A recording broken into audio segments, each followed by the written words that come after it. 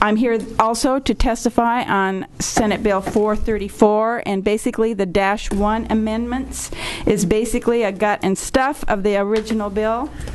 And I have, because when I first introduced this, I have found out so much about the wonderful brew coffee beers with alcohol levels well below the offending drinks that this bill had was intended to affect.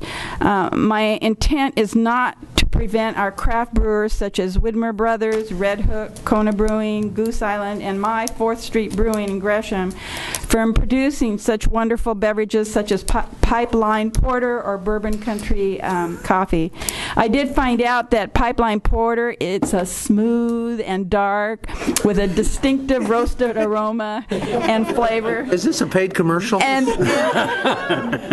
it comes from freshly roasted 100% Kona coffee grown on Hawaii's Big Island. So these are not the beverages that I want taken off the shelves or not being able to sell. So I did talk with OLCC and the craft brewers, and we feel the language in the -1 amendment solves this problem and shouldn't monitor any opposition, although I find that maybe the distillers have some opposition. But the bill prohibits licensees of OLCC from manufacturing, importing, storage, delivering, distributing, or selling malt beverages to which caffeine, guarana, and taurine has intentionally and directly been added during the manufacturing process as an unapproved food additive. I'm not sure I'm saying it right, but guarana is a South American herb or bean that is similar to coffee but contains 3 times the amount of caffeine. And taurine acts like a stimulant like caffeine and appears to play an important role in muscle contraction, especially in the heart and the nervous system.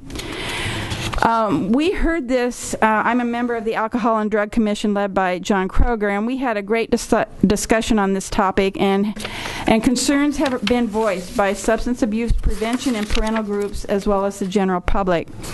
We want to prevent, what we really want to prevent is the highly caffeinated alcoholic energy drinks that have caused deaths linked to alcohol and caffeine-laced commercial drinks, like the fruity malt beverage Four Loko, Axis, Max.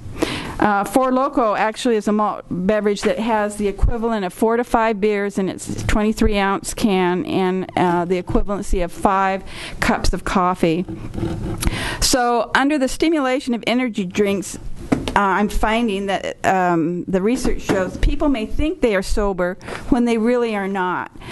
Last month, 9 Central Washington University students were hospitalized following a party, and the blood alcohol levels of the students, who are all under the age of 21, range from 0.123 to 0.35, and a blood alcohol concentration of 0.3 can be lethal. So that school and others have actually banned such drinks from their campuses pending further investigation. There have been reported that I'm aware of 5 separate cases of seizures associated with the consumption of energy-powered drinks. A man suffered a cardiac arrest. A basketball player died playing basketball after drinking this, and there have been 4 cases of mania by individuals known to have bipolar disorder after they consumed the caffeinated alcoholic energy drink. So almost all the studies so far done on energy drinks have involved small samples of young, healthy individuals in whom you really are unlikely going to see short-term ill effects. We really don't know anything about the long-term effects on the liver and the cardiovascular disease, or those with cardiovascular disease, insulin resistance, and diabetes. And we really could speculate a lot about possible problems, but we just don't know anything about this. The Food and Drug Administration is being urged to regulate this market, which really has few restrictions on the kinds and amounts of ingredients in energy drinks. Manufacturers on some energy drinks have labeled them as dietary supplements, and and when they say that, that absolves them from the regulations that govern sodas and juices and allows producers to make structure and function claims like enhances athletic performance and increases caloric burn and mental sharpness. But I am most concerned about the amount of caffeine which can cause injury, particularly to people with a pre-existing cardiovascular abnormality. Colleagues, I'm really concerned about these drinks, and I really, especially to our young people, and I urge you to consider this bill very seriously.